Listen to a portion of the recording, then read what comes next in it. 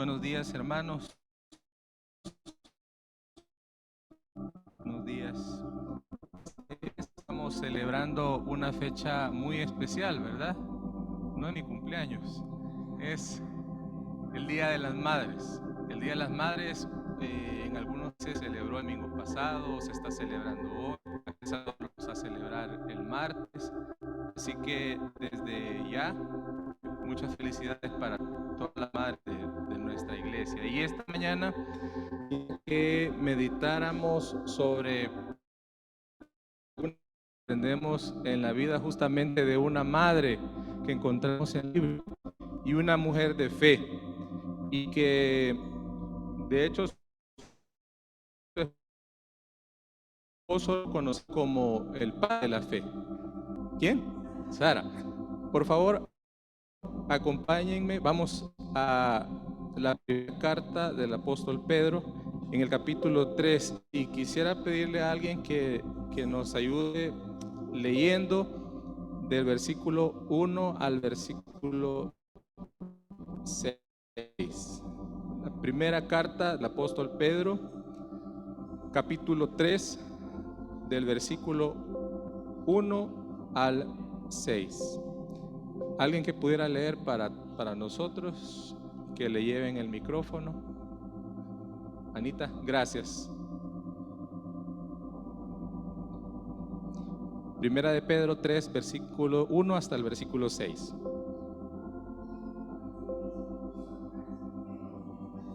Nuestros maridos, para que también los que no creen a la palabra sean ganados sin palabra por la conducta de sus esposas, considerando vuestra conducta casta y respetuosa. Vuestro atavío no sea el externo de peinados ostentosos, de adornos de oro o de vestidos lujosos, sino el interno, el del corazón, en el incorruptible ornato de un espíritu afable y apacible, que es de grande estima delante de Dios, porque así también se ataviaban en otro tiempo aquellas santas mujeres que esperaban en Dios, estando sujetas a sus maridos, como Sara obedecía a Abraham, llamándole Señor, de la cual vosotras habéis venido a ser hijas, si hacéis el bien sin temer ninguna amenaza. Amén. Gracias, Anita. Señor, gracias por tu palabra.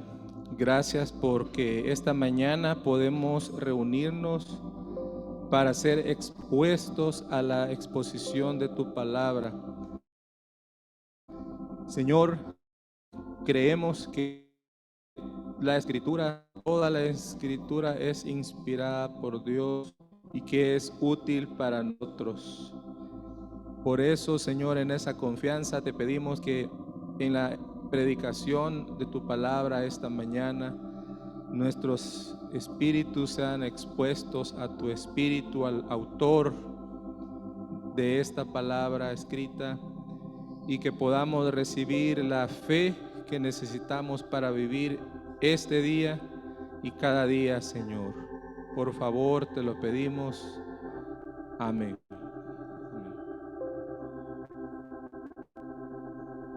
Dice: asimismo, vosotras mujeres, estad sujetas a vuestros maridos. Y quiero leerles el significado de esta palabra, estad sujetas.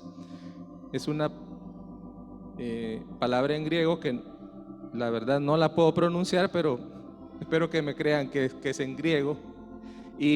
Pero sí quiero compartir su significado, porque es un dato muy interesante acerca de la palabra que originalmente está escrita ahí. Dice que era un término militar utilizado para formar en orden las tropas bajo el mando de su comandante. Es la palabra que el apóstol Pedro está utilizando para decir: asimismo, vosotras mujeres, estad sujetas a vuestros maridos. Es un término militar utilizado para formar en orden las tropas bajo el mando de su comandante, pero también se usaba para someterse voluntariamente, llevar una carga ejecutar determinada orden, asignar un lugar. Y esta misma palabra en otros lugares de la Escritura, la palabra describe la obediencia de Jesús a sus padres en Lucas 2:51, la obediencia de los ciudadanos a los gobernantes en Romanos 13:1 y Tito 3:1, y la obediencia de los creyentes a las autoridades de la iglesia en Primera de Pedro 5:5, y la obediencia de toda o la sujeción de toda la creación a Dios en Santiago 4:7 y en Hebreos 12:9. Aquí el verbo está en la voz media, lo que implica una acción que resulta de una decisión personal de la mujer. Entonces no es una obligación, digamos, del hombre hacia la mujer o del apóstol Pedro hacia las mujeres, sino el llamado es a una acción de una decisión personal que toma la mujer. Y quisiera, hermanos, que podamos meditar en algunas ideas de este pasaje. Y lo primero, hermanos, es que vemos que la conducta, más que las palabras, tiene un efecto en otros. Tiene un impacto en otros. La conducta, más que las palabras, tiene un efecto en otros. Dice el versículo 1 y 2: asimismo vosotras, mujeres, estad sujetas a vuestros maridos, para que también los que no creen a la palabra sean ganados sin palabra por la conducta de sus esposas, considerando vuestra conducta casta y respetuosa. Pero también vemos acá, hermanos, que esa conducta, ese comportamiento, esas acciones no es algo externo, no es una apariencia, no es algo para que me vean, sino que en realidad es algo en el interior, es en el corazón. Y ya hemos hablado muchas veces sobre la importancia que Dios le da al corazón a través de toda la Escritura. Dice el versículo 3 y 4: vuestro atavío, o en otras versiones dice vuestro adorno, vuestra decoración, no sea el externo, de peinados ostentosos, de adornos de oro o de vestidos lujosos, sino el interno, el del corazón, en el incorruptible ornato de un espíritu afable y apacible, que es de gran estima delante de Dios. Así que el apóstol Pedro está invitando a las mujeres a que a través de su conducta, ellas, más que a través de sus palabras, ellas ejerzan un efecto, un impacto en sus esposos, pero que no sea algo externo, no sea solo un comportamiento, sino que haya una obra dentro de sus corazones y eso se refleje a través de su comportamiento. Y hay una característica que me llama muchísimo la atención de estas mujeres, y la encontramos en el versículo 5, y me impacta cómo se refiere el apóstol Pedro acerca de estas mujeres. Dice en el versículo 5: porque así también se ataviaban en otro tiempo aquellas santas mujeres que esperaban en Dios, estando sujetas a sus maridos. Esperaban en Dios, estando sujetas a sus maridos.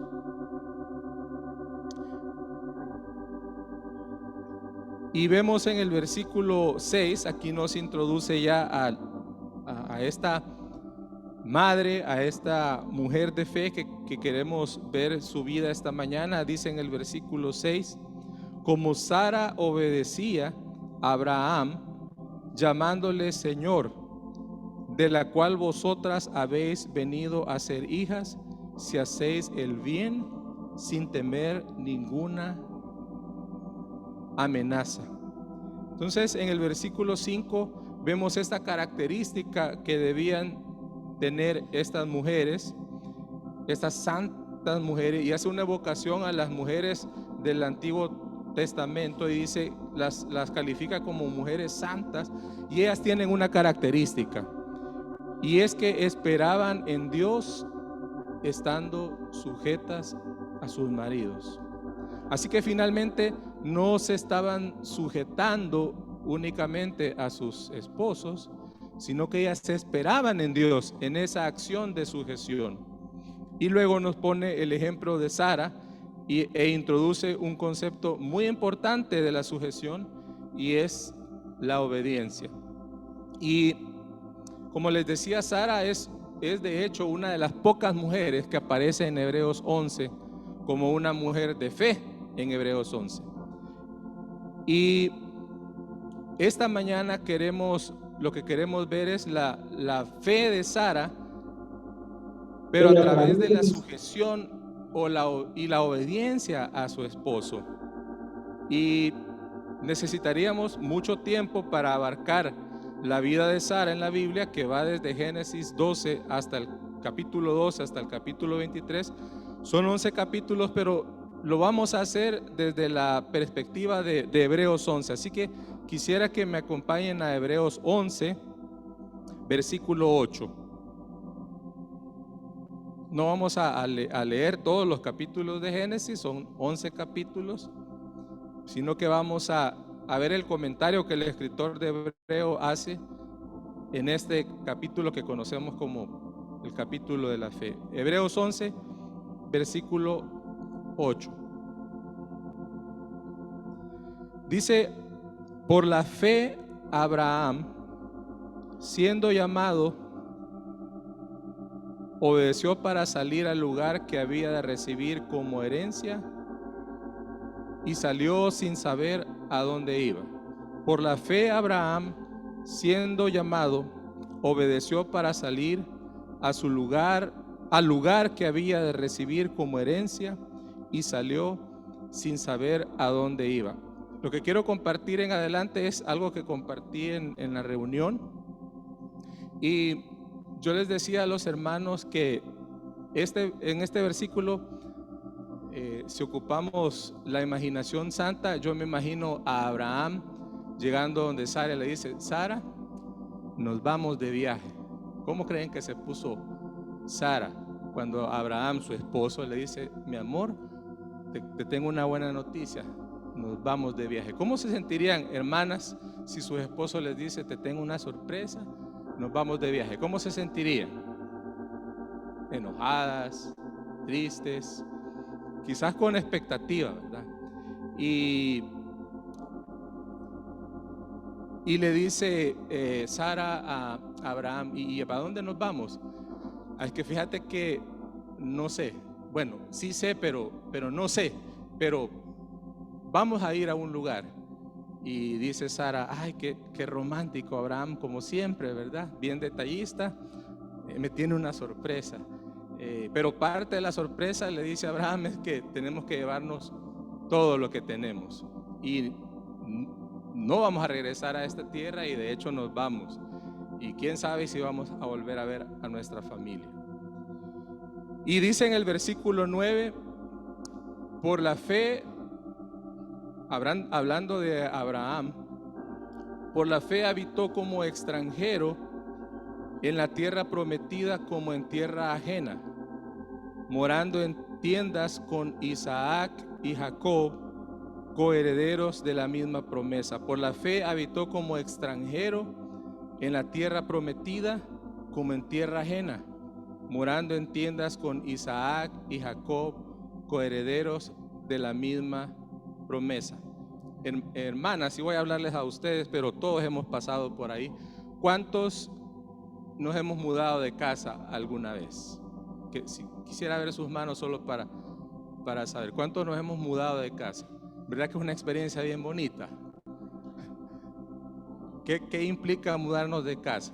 Entonces aquí tenemos a Sara, que jamás va a regresar a su tierra, jamás va a volver a ver a su familia, arreglando maletas para irse a este viaje.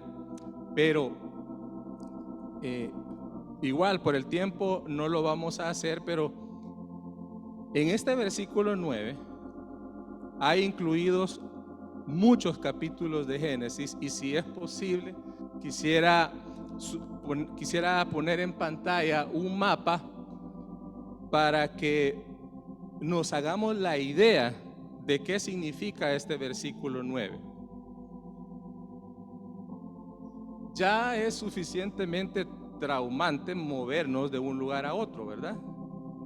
Y Sara y toda su familia se estaban moviendo de Ur hacia Canaán. Pero dice en el versículo, en Génesis, dice en Génesis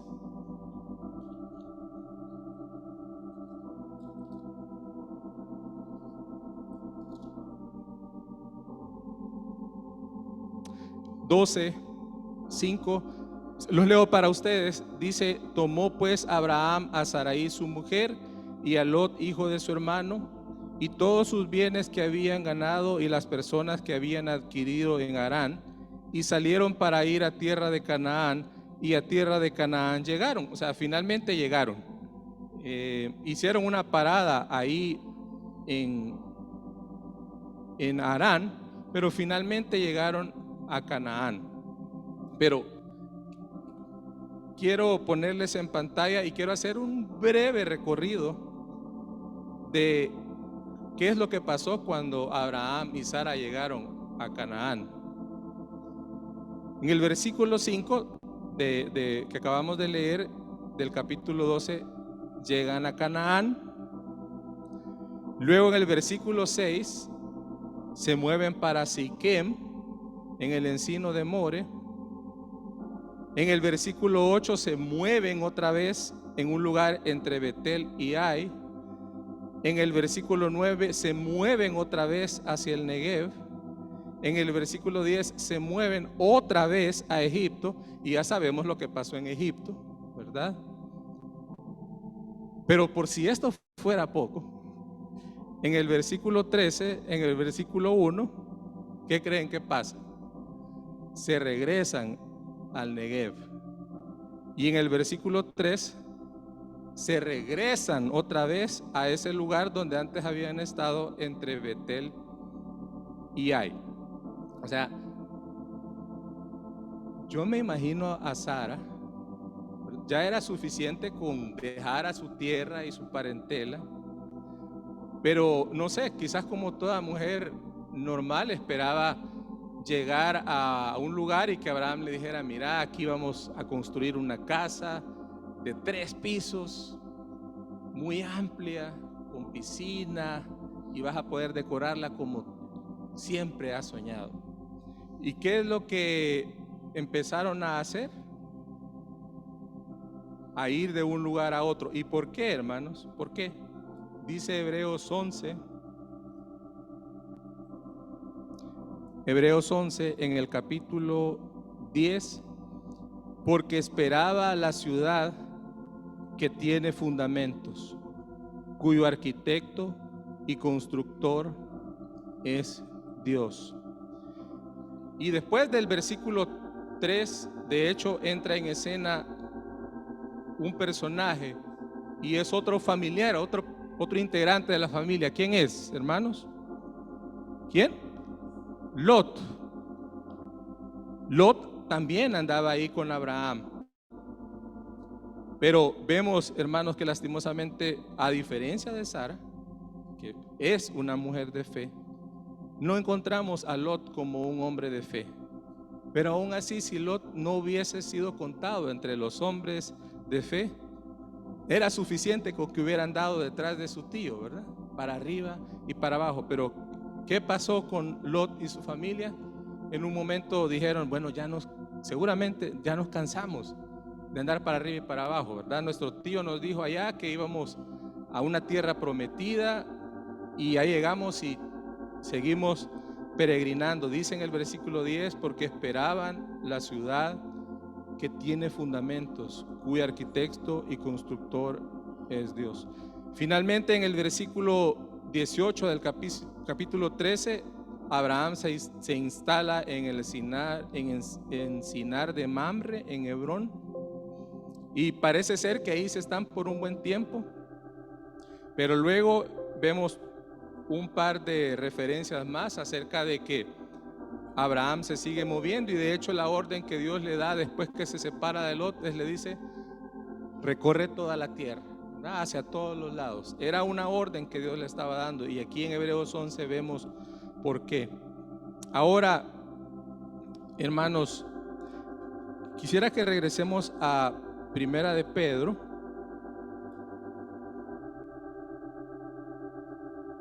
al capítulo 3.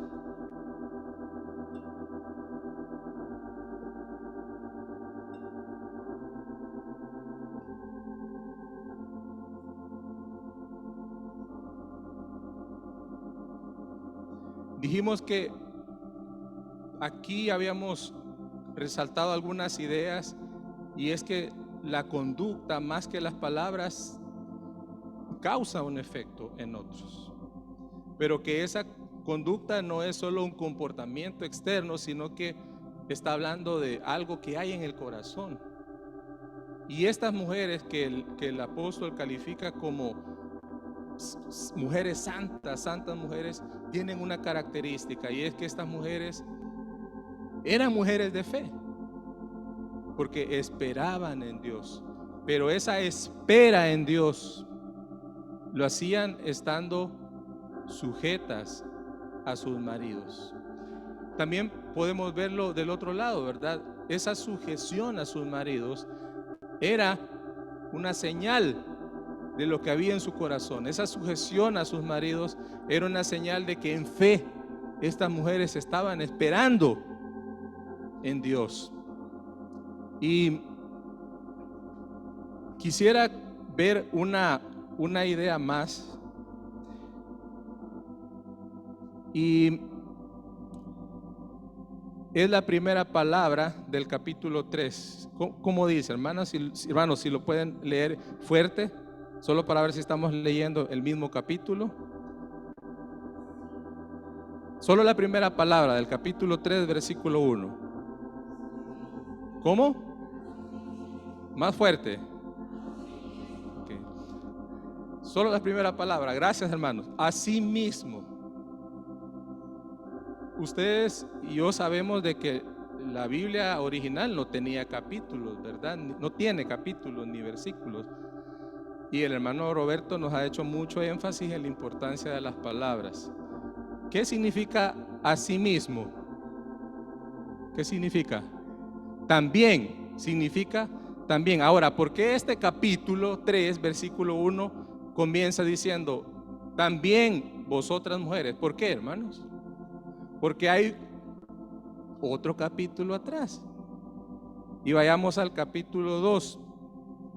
No vamos a leer el capítulo 1 ni el capítulo 2, pero sería bueno que lo leamos para entender el contexto de por qué el apóstol Pedro está diciendo esto. Pero vamos a leer el contexto más cercano. Es capítulo 2, versículo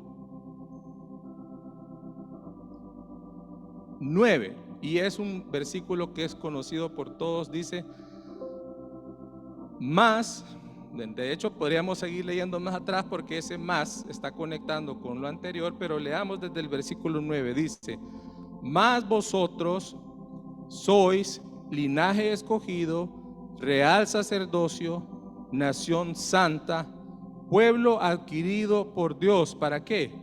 Para que anunciéis las virtudes de aquel que os llamó de las tinieblas a la luz admirable. Vosotros que en otro tiempo no erais pueblo, pero que ahora sois pueblo de Dios, que en otro tiempo no habíais alcanzado misericordia, pero ahora habéis alcanzado misericordia. Y el apóstol va a empezar a desarrollar 4 ideas. Se las leo así rápidamente. En el versículo 11, ¿cuál debe ser nuestra conducta como cristianos entre los gentiles? Versículo 13, ¿cómo debemos someternos a toda institución humana? Versículo 18, como los criados deben sujetarse a sus amos. Y ahora sí, en el capítulo 13, perdón hermano, eran 3 en el capítulo 2, y ahora en el capítulo 3 habla a las mujeres, y luego en el capítulo 7 va a hablar acerca de los hombres. Pero ese versículo 1 del capítulo 3 que dice, asimismo vosotras mujeres, tiene un contexto, y ya lo vimos. Pero quiero que nos detengamos en el versículo 18, que es que el contexto todavía más cercano de lo que Pedro le está diciendo a las mujeres. Pero antes quiero hacer un paréntesis que tiene que ver con lo que estamos estudiando. Y ya es un pasaje para todos conocidos.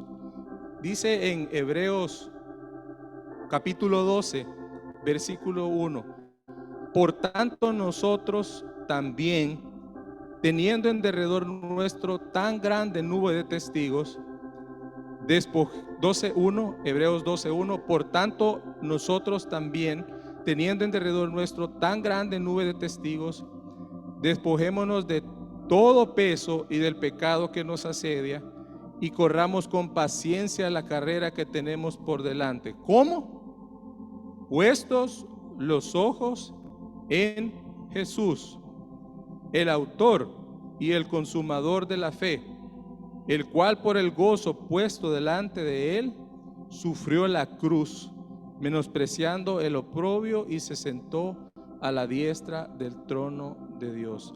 Dice, por tanto nosotros, teniendo en derredor esta grande nube de testigos, y ahí está Sara, ¿verdad? En esta nube de testigos, dice, corramos con paciencia esa carrera, puestos los ojos ¿en quién? En Jesús, que es el autor y el consumador de la fe. Para terminar, hermanos, vayamos de nuevo a Primera de Pedro capítulo 3, capítulo 2, versículo 18. Y quisiera, hermanos, que al final de esta meditación podamos ver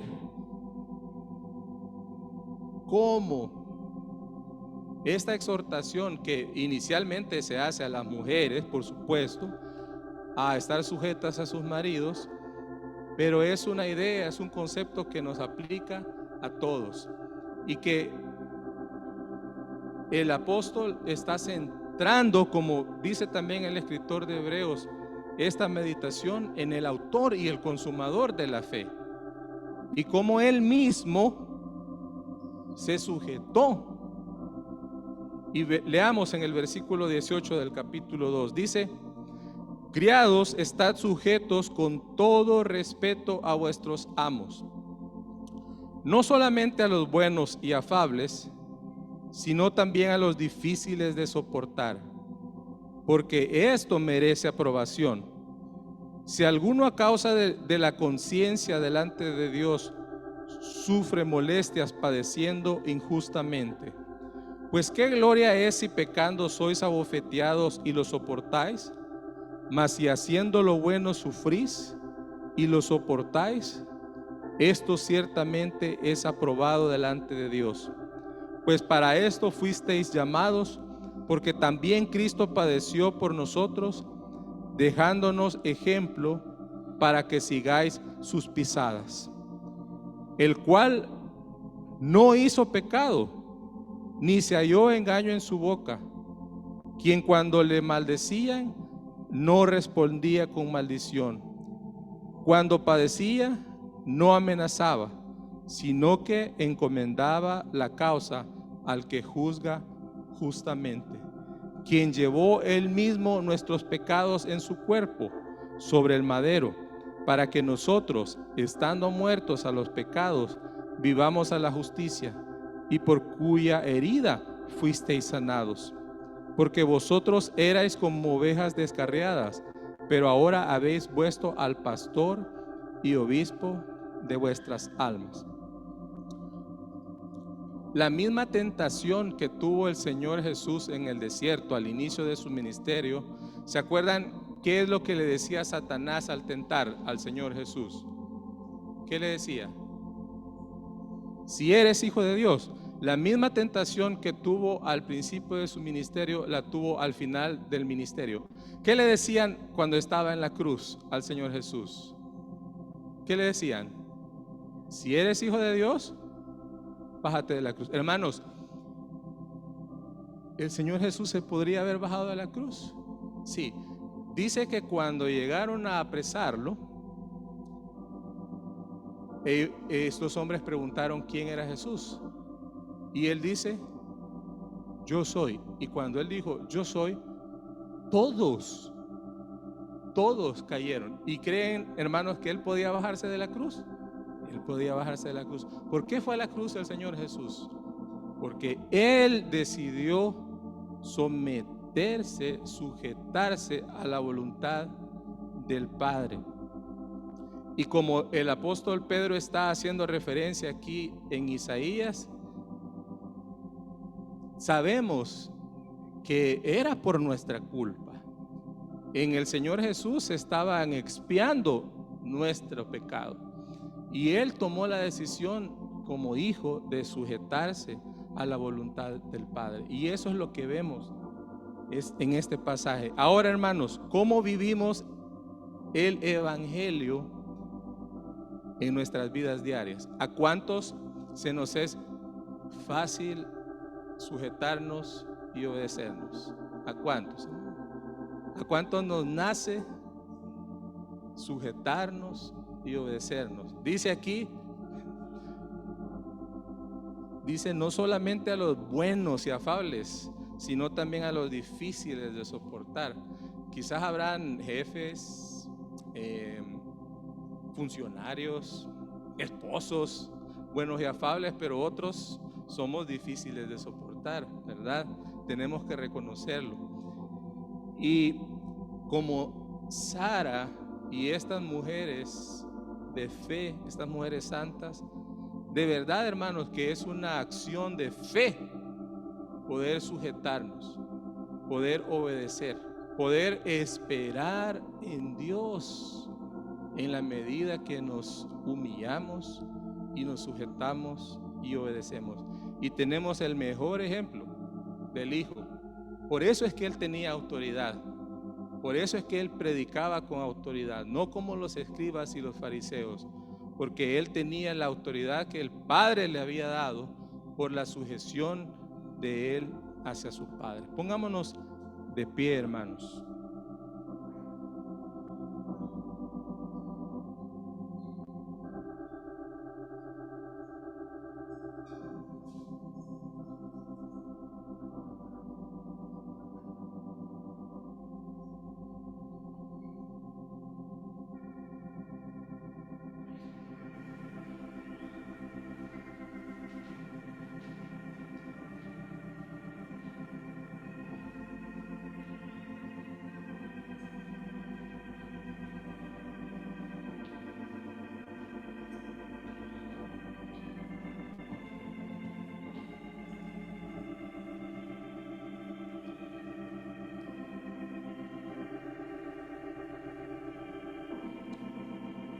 Debido a nuestra naturaleza, hermanos,